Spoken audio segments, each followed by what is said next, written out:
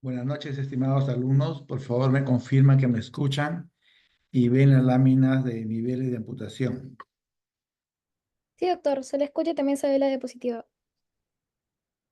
Muy agradecido, Fernanda. Ok.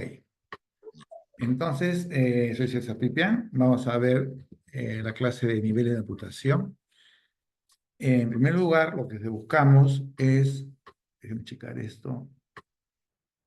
Ahí, y ahora, acá. Bien, lo que buscamos es primero salvar la vida, ¿no? Entre una lesión grave de un paciente. Luego, recién pensamos en salvar la extremidad. Logrado esto, pensamos en salvar la función de la extremidad. Y finalmente, nos queda la parte estética. Entonces, por salvar una extremidad, no podemos perder la vida. O por tratar de salvar la función, no podemos perder la extremidad. Esto, la indicación médica tiene que ser conversar con el paciente para tomar una decisión. Bien, ¿qué es una amputación? Es un acto quirúrgico en el cual se va a extirpar toda la extremidad o parte de ella. Esa era una amputación. Y cuando esa extirpación se realiza a nivel de la articulación, se denomina desarticulación. ¿Por qué realizamos amputaciones? Hay diversas causas, ¿no? Enfermedades sistémicas, lesiones traumáticas, infecciones, neoplasias, anomalías congénitas. Dentro de las enfermedades, las metabólicas, la diabetes va a la cabeza. Es la principal causa por la cual realizamos una amputación. Y la clasificación de Wagner, ¿no? Que tiene 6 grados, porque empieza en 0, ¿no? Y en que en el grado 4 tenemos necrosis, muerte localizada, generalmente a nivel de los dedos, pero puede ser localizada en alguna parte del pie, ¿no? Pues el talón, generalmente son dedos. Y aquí en estos casos, pues hay que ver la viabilidad de esa parte de la extremidad. Hay que amputar la parte necrosada, por supuesto que sí, pero a veces es necesario amputaciones más proximales y eso va a indicarlo, pues, la circulación periférica que tenga. Cuando estamos en grado 5, es decir, cuando la necrosis ya no es localizada, sino es de todo el pie, entonces aquí, pues, no hay duda que tenemos que hacer la amputación más proximal, ¿no? Las amputaciones traumáticas, ¿no? Como un accidente laboral, de tránsito, tienen indicaciones. Y la indicación absoluta es cuando la extremidad es no viable. ¿Y cuándo la extremidad es no viable? Cuando el tiempo de isquemia es mayor a 8 horas. Entonces, cuando tengo más de 8 horas sin irrigación, eso va a la amputación sí o sí. Indicación absoluta. Indicaciones relativas, ¿no? En que podríamos esperar serían aquellas fracturas abiertas de tipo 3B de Gustilo, ¿no? En que ustedes saben, 3B de Gustilo son aquellas que tienen un aplastamiento severo y que no tienen posibilidad de ser reconstruida en algún lugar, pues en otros lugares sí podrían ser reconstruidas. O aquellas fracturas abiertas de tipo 3C, aquellas que tienen, pues, lesión vascular, que si no se reparan entre las 8 horas, va a la necrosis, la extremidad. Pero eso va a depender en dónde estás, en qué hospital estás, qué capacidad resolutiva tiene el hospital. Y veamos un caso para poder ser más claro en este tema, ¿no? Una lesión traumática grave, 3B de Gustilo, que ya tiene algunas semanas, 3 semanas de evolución. Esto sucedió en Piura, le cayó un árbol encima de la pierna. Y tenemos, pues, una gran pérdida de partes blandas, ¿no? Necrosis, podemos ver allí en la piel, pérdida también ósea, en la radiografía podemos ver que falta tibia y falta peroné. Entonces, es una adicción con pérdida de partes blandas, pérdida de parte ósea, infectada. UCI 3B de muy mal pronóstico, y allí, en esta provincia de Piura, la única opción que tenían pues era la amputación de la extremidad. Es una indicación relativa. ¿Por qué? Porque pudo este paciente ser trasladado, ¿no? Llegó a nuestro hospital y se hizo la limpieza quirúrgica en primer lugar, ¿no? Se retiró los tejidos de partes blandas y óseas que estaban en necrosis, ¿no? Se colocó un tutor externo para mantener la longitud de la extremidad. Había perdido 13 centímetros de tibia y partes blandas. Posteriormente, el cirujano plástico hizo un colgajo del abdomen al antebrazo y del antebrazo a la pierna. Después liberó el colgajo y como faltaba todavía cobertura en la parte distal de la pierna, hizo un colgajo pierna cruzada de la pierna derecha, le hizo el colgajo, cubrió la parte que faltaba, libera la pierna, ya tenemos 12 partes blandas cubiertas, faltaba hueso. Entonces se hace una osteotomía en la parte proximal y se hace osteogénesis por distracción, es decir, se ponen los pines en la parte de la tibia y se van separando a razón de ser 75 milímetros por día hasta lograr la longitud deseada. Como aquí no se pudo llegar al extremo porque el contacte en el otro extremo óseo, entonces se rellenó con injerto óseo. Y una vez que ya tenía la longitud y tenía el hueso neoformado, la cobertura de partes blandas, se esperó la consolidación, se retira el fijador y tuvimos la oportunidad de ver al paciente 15 años después. Por supuesto que la estética no está muy buena, pero sí ha conservado la extremidad y la función, ¿no? Entonces, se iba a amputar en aquel hospital que no tenía los recursos tecnológicos para poder recuperar esta extremidad. Entonces, es una amputación relativa, era la indicación. No se hizo, llegó a otro centro donde sí se pueden hacer técnicas quirúrgicas que permitan, pues, recuperar esta extremidad. Igual puede suceder una amputación traumática, ¿no? Si estoy en un centro donde no es posible volver a reparar esta amputación, no tengo capacidad de hacer osteosíntesis, reparación vascular, no tanto arterias, venas, nervios, tendones, ¿no? Piel, y poder recuperar la extremidad, que no se necrose. Tengo tan solo menos de 8 horas para poder hacer el reimplante.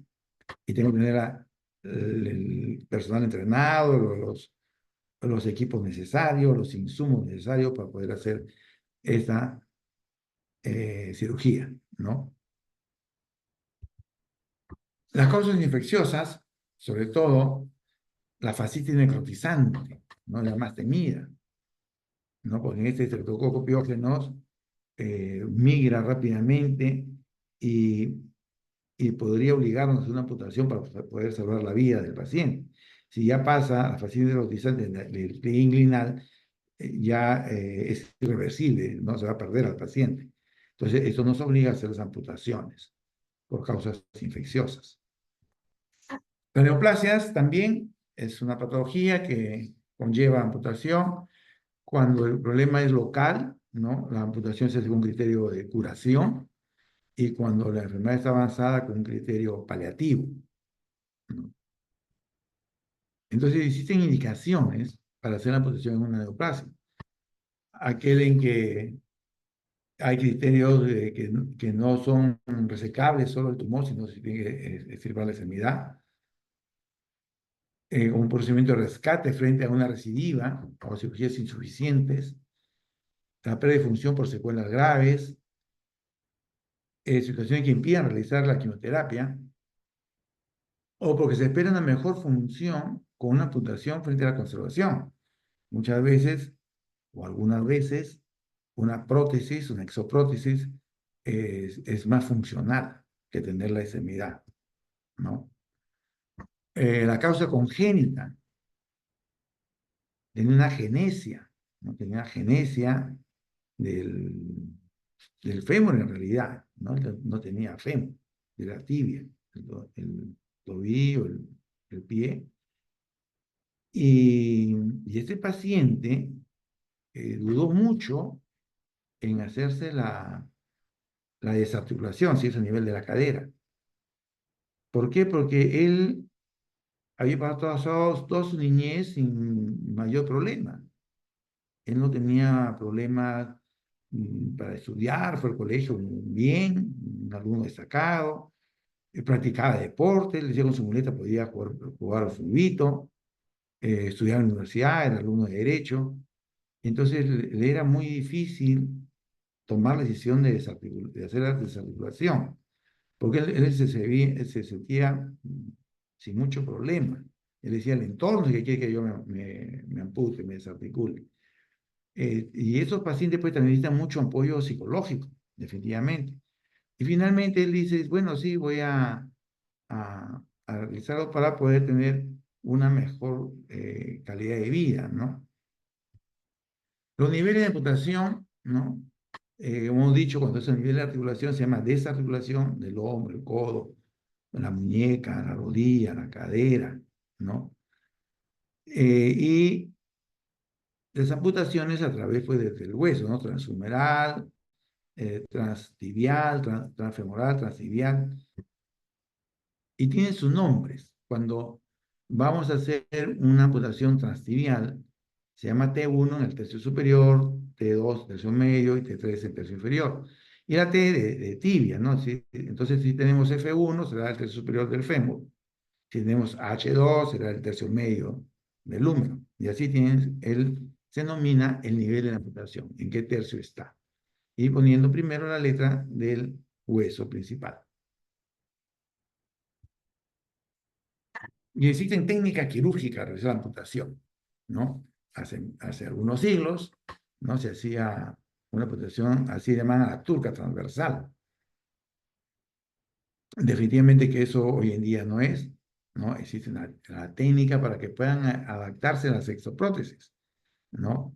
En que el peroné debe ser resecado más proximal a la tibia. Debe tener una longitud mínima de uniones para poder tener una función de poder movilizar la prótesis, ¿no? Si vemos en el perfil, a la tibia se le ha hecho un chaflán para que no termine en un vértice y no lastime al muñón de la parte blanda. Entonces existe una técnica quirúrgica para lograr un muñón adecuado para la función que va a hacer tener una prótesis. ¿Tenemos complicaciones para las amputaciones? Por supuesto que sí. Pueden ser tempranas, a pocos días o semanas de la cirugía, el sangrado, el dolor, la infección del muñón, trastorno de la cicatrización, son las complicaciones tempranas. Y tardías, se pueden formar neuromas, ¿no? La úlcera de presión, sobre todo al usarse las prótesis. El miedo fantasma, que es la sensación de que el paciente siente que todavía tiene la extremidad, ¿no? Si le amputaron la pierna y alguien hace como que le va a golpear el pie, él retrae el muñón porque todavía tiene en el esquema mental, ¿no? Su esquema corporal que todavía tiene el pie. Incluso a veces tienen dolor, ¿no? Por la transmisión nerviosa todavía así lo perciben el dolor en el pie, ya no tiene el pie, dicen, me duele el pie, pero si no tiene el pie, ¿cómo te va a doler? Por supuesto que le duele, porque la transmisión nerviosa todavía está presente. A eso se llama el neurofantasma, ¿no?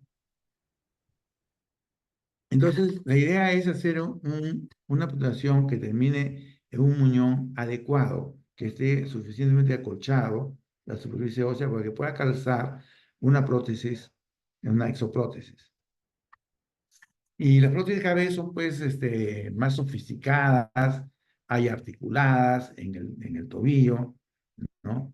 Y de tal forma que cuando tenemos amputaciones a nivel de T1, ¿no? Y el paciente se pone su pantalón, nadie nota que tenga prótesis. Camina prácticamente sin cojear, ¿no? Pesa muy poco. Entonces, la calidad de vida del paciente es bastante buena. Y algunos pacientes pues se niegan a ser amputados a pesar de tener graves secuelas, pues dicen, tengo mi pierna. No, no importa que no sea muy útil, pero es mi pierna, ¿no? Hay otros que dicen, no, más práctico, y dicen, yo quiero una buena función. Entonces se realiza la amputación, ¿no? Entonces, las exoprótesis hoy en día permiten una función bastante buena. Este es el paciente que se desarticuló la cadera, un joven, y pueden ver sonreír, y estuvo muy contento de haber tomado la decisión. Y él decía, sí, es mejor usar mi prótesis que la agenesia que tenía, ¿no? Y estas prótesis modernas, articuladas, que pesan poco, pueden ser usadas ya en pacientes seniles. Era antes, hace unos 20 años, era casi imposible pensar que un paciente senil amputado por encima de la rodilla pudiera usar sus exoprótesis, ¿no? Y en el país ya están haciéndose las prótesis mioeléctricas, ¿no? Que permiten la función.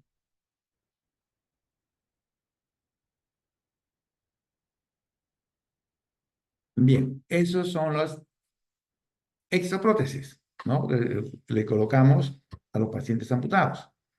Ahora vamos a ver las prótesis, o mejor dicho, las endoprótesis, sino que ya nos hemos acostumbrado a decir prótesis en general, ¿no?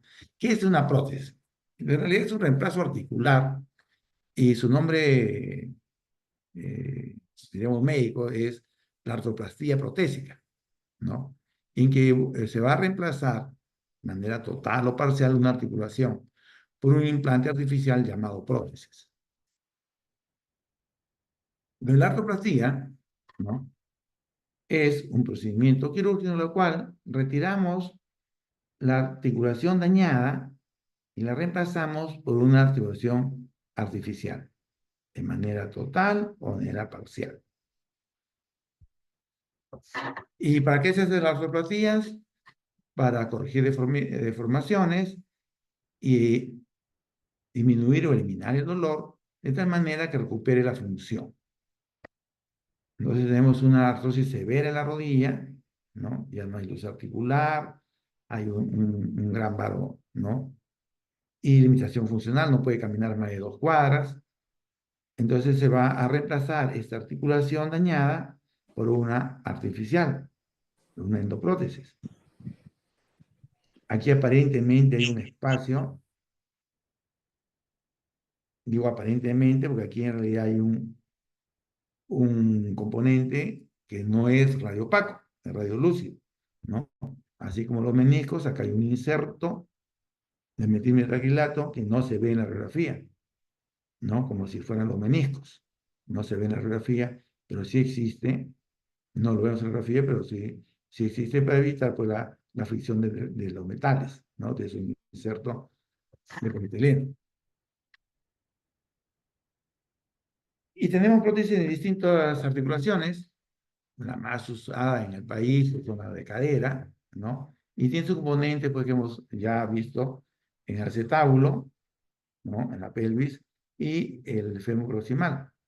Tiene componente en el acetábulo, generalmente tiene un inserto de polietileno, generalmente, no siempre, la cabeza y el vástago, ¿no? El vástago va adentro del canal medular.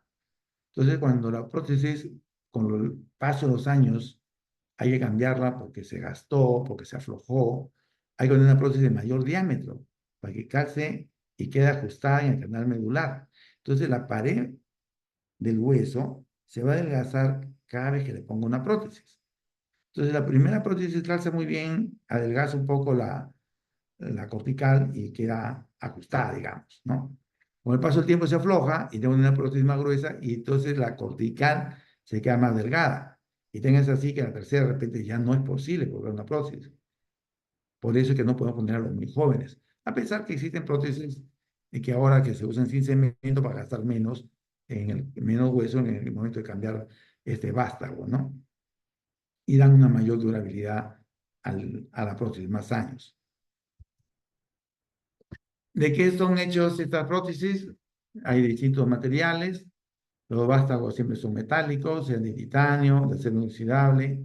Lo que más se usa es una aleación de cromo cobalto, ¿no? La cabeza puede ser metálica, siempre como cobalto, o también de cerámica, que son las más modernas, digamos. Los insertos pueden ser también de polímero, polietileno, no son metal, o también puede ser de cerámica. Y el componente tabular son de metal, ¿no? Son de metal, igual que el vástago, en titanio o en cromo cobalto. Bien, entonces, ¿qué articulaciones solemos cambiar? Tenemos del hombro, ¿no? Entonces, siempre las indicaciones son las artrosis o las fracturas, y ustedes han escuchado la relación de NIR, las lusofracturas en otra parte de la cabeza del húmero, son las tributarias de artroplastías o las artrosis, también es otra causa. Y existen básicamente dos tipos de prótesis en el hombro. La anatómica, porque remeda a lo normal, en que el húmero es una semesfera y la glena es cóncava, ¿no? Pero existe la prótesis inversa, en que el húmero es cóncavo y la glena es convexa. Esto se usa en caso de lesiones masivas del manguito rotador, ¿no? La prótesis inversa del hombro. También podemos sustituir la cabeza del radio, ¿no? Una prótesis solo de la cabeza del radio, o todo el codo, ¿no? En el tobillo, el reemplazo de la articulación del tobillo, en la muñeca, sobre todo los pacientes artrósicos severos, ¿no? La muñeca, las articulaciones metacarpofalángicas, aquí vemos la cuatro, de los cuatro últimos dedos, el reemplazo articular de esta severa artrosis, la metacarpofalágica del primer dedo, que es el dedo más importante, y las interfalángicas, ¿no? Esas pequeñitas. Ok, bien, estamos temprano, así que tenemos tiempo para las preguntas.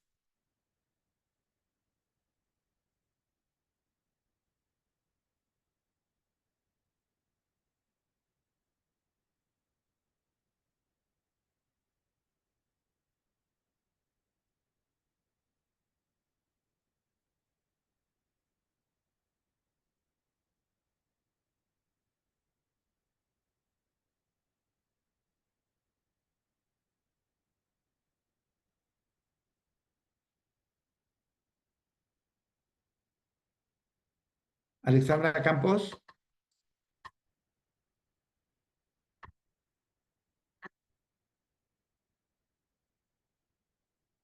¿me escuchas, Alexandra Campos?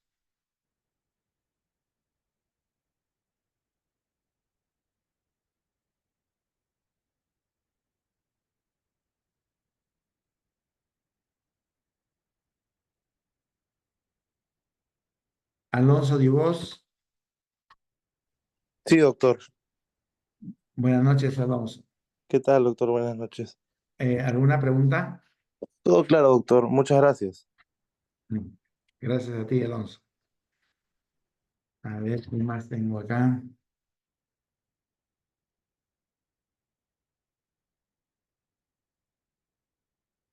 Fernanda Flores.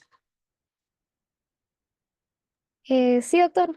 Realmente ninguna duda respecto a esta clase. Ok, entonces me despido. Muchas gracias por su atención. Doctor, ¿esos serían los dos temas? Sí, prótesis y amputación, Claro, ¿no? es comunismo, claro, sí. No faltaría nada más, ¿no? Entonces ya eso es finalmente la última clase de Sí. traumatología. Acá tengo una pregunta, un ratito, dice.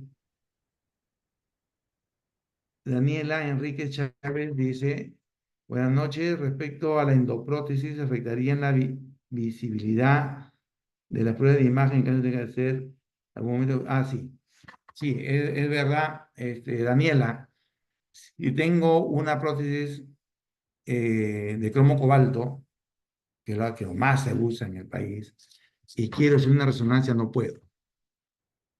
Entonces, no se puede hacer una resonancia, de ninguna manera. Entonces, es igual con los implantes de las placas, los tornillos.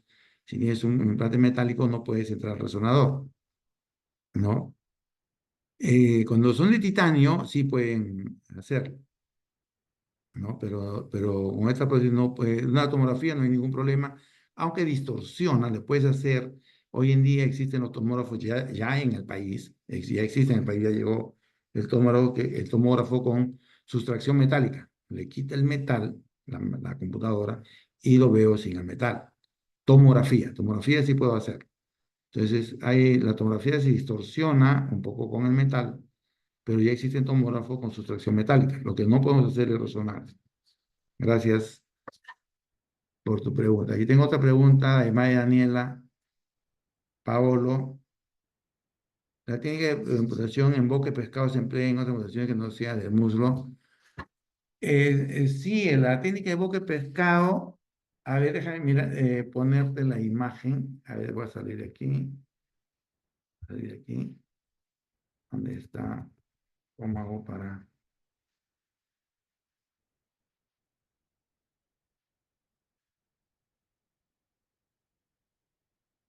Ya, a ver acá. La incisión, como vamos a hacer, debe tener dos válvulas, dos lenguas. ¿No? Entonces, si hace una incisión, ven mi cursor así, ¿no? Ovalada. Y si lo hago a la mitad, justo a la mitad, ¿no? Entonces, la parte anterior, la parte posterior, y lo hago a la mitad, mi incisión de cierre va a quedar justo en la mitad, ¿ok? La línea de sutura va a quedar justo en la mitad. Y a eso se llaman en boca de pescado, ¿no? Simulo la boca de un pescado. Pero tiene un problema que la sutura queda en el extremo, en el borde del muñón, aquí al medio. Y podría ser que presione al usar la prótesis. Hoy en día las prótesis se adaptan mucho mejor en todo este cono. O sea, el borde del extremo no llega a contactar tanto aquí en el fondo de la prótesis. Entonces, de todas maneras, se trata de evitar que la herida quede en el extremo. Lo que se busca es que la herida quede más anterior, de tal manera que la valva, la incisión, la hacemos más hacia anterior. A ver si me explico. La parte anterior es corta y la parte posterior es bien larga. Entonces, esta parte posterior la llevo hacia adelante y suturo acá adelante. La idea entonces es hacer en dos valvas, la posterior bien larga, para que me permita llevar el extremo hacia la parte anterior y aquí suturarla. De manera que la sutura me queda anterior o me queda posterior. Es más difícil hacerla posterior porque el paciente está en el cuello dorsal, es más fácil llevarla anterior.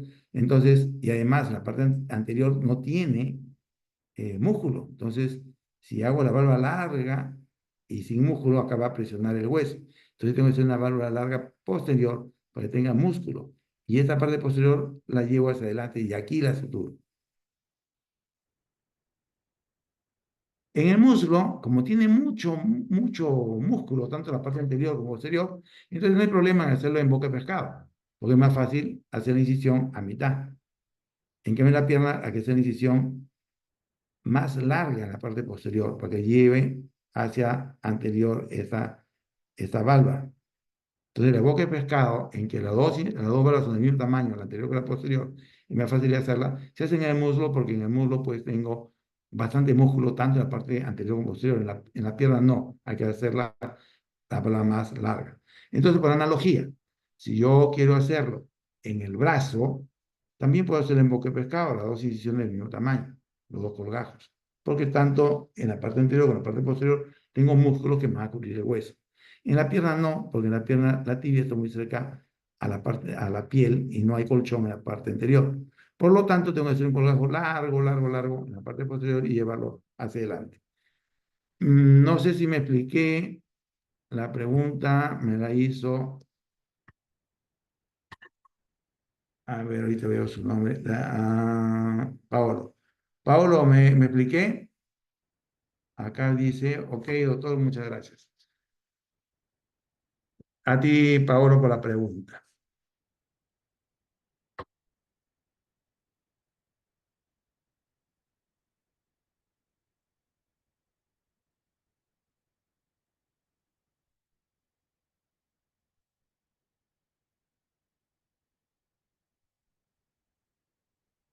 Bien, entonces ahora sí me despido. Muchas gracias, jóvenes. Suerte en el examen. Gracias, doctor. Hasta luego. Hasta luego.